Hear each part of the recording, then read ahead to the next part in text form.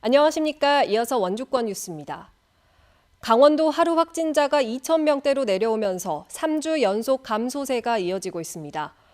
오늘 0시 기준 강원 도내 하루 확진자는 2,634명으로 전날보다 753명, 직전주 같은 요일보다 695명 줄었습니다. 시군별로는 원주 755명, 횡성 79명, 영월 49명, 평창 40명 등입니다.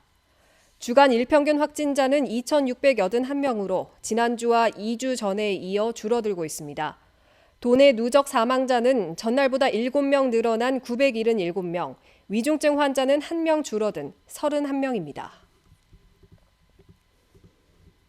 원주시가 추석 연휴 원주 추모공원에 성묘객이 몰려 코로나19가 재확산하는 걸 방지하기 위해서 특별 대책을 시행합니다. 먼저 성묘객들에게 미리 차례상과 헌화, 추목을 작성 등이 가능한 온라인 성묘 방식을 안내해 방문 자제를 요청하고 현장 참배 시간은 20분으로 제한해 추모객들의 밀접도를 최소화한다는 계획입니다. 봉안당 내 모든 음식물의 반입과 취식은 금지됩니다.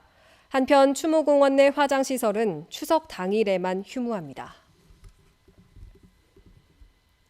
정부가 추석 명절에 택배 배송과 금융 지원 안내 등을 사칭한 문자 사기가 기승을 부린다며 주민들의 주의를 당부했습니다. 과기부와 금융위, 경찰 등은 명절 기간 동안 선물 배송이 늘어난 걸 노려 택배를 사칭한 문자 사기가 많고 최근에는 재난지원금 신청 등 정부기관을 사칭한 문자 발송도 크게 늘었다고 밝혔습니다.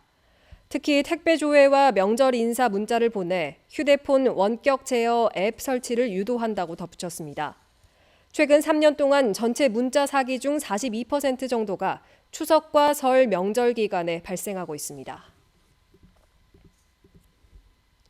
원주의 현역 도의원 2명과 시의원 1명이 공직선거법 위반 혐의로 재판에 넘겨졌습니다. 검찰은 최근 국민의힘 소속 하석균, 원재용 강원도 의원과 박한근 원주시 의원 등 현역 지방의원 3명을 재판에 넘겼습니다. 이들은 지난 5월 초 선거운동이 금지된 주민자치위원 신분을 유지하면서 당시 윤석열 대통령 후보의 거리 인사에 참여했다가 선관위에 적발돼 고발당했습니다. 한편 민주당 후보를 지지하는 글을 SNS에 올렸다가 고발당한 다른 주민자치위원은 최근 1심에서 벌금 150만 원을 선고받았습니다. 강원 최대 규모의 과학기술, 지식재산 융합 축제인 강원과학기술대축전과 강원 지식재산 페스티벌이 원주 치학체육관에서 개막했습니다.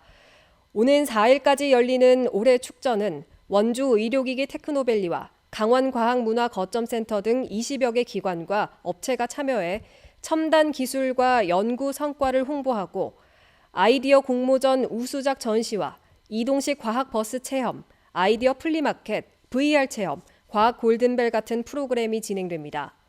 또 유명 강사의 과학기술 콘서트와 유망기업 모의 투자 오디션, ICT 창업 경진대회가 열리며 온라인을 통해 온택트 전시관도 운영합니다.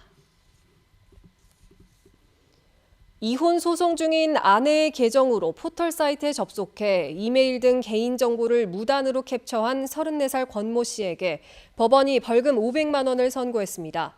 춘천지법 원주지원은 지난 2018년 이혼 소송 중인 아내의 계정으로 포털 사이트에 접속해 변호사와 주고받은 이메일 자료 등을 무단 저장한 권 씨의 정보보호법 위반 혐의를 유죄로 인정했습니다. 재판부는 권 씨가 정당한 권한 없이 정보통신망에 침입해 피해자의 비밀을 침해했다고 판시했습니다.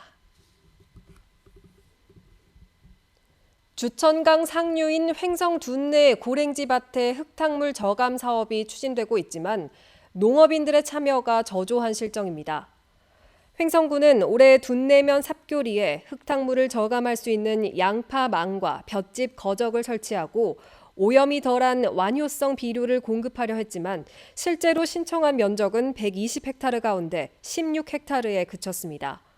이번 사업은 강우시에 토사와 퇴액비, 분뇨 등이 섞인 흙탕물이 주천강으로 흘러드는 걸 방지하기 위한 주민 참여형 사업으로 오는 2026년까지 흙탕물 저감과 수생태계 보호에 국토비 등 11억 원이 투입됩니다. 뉴스를 마칩니다. 고맙습니다.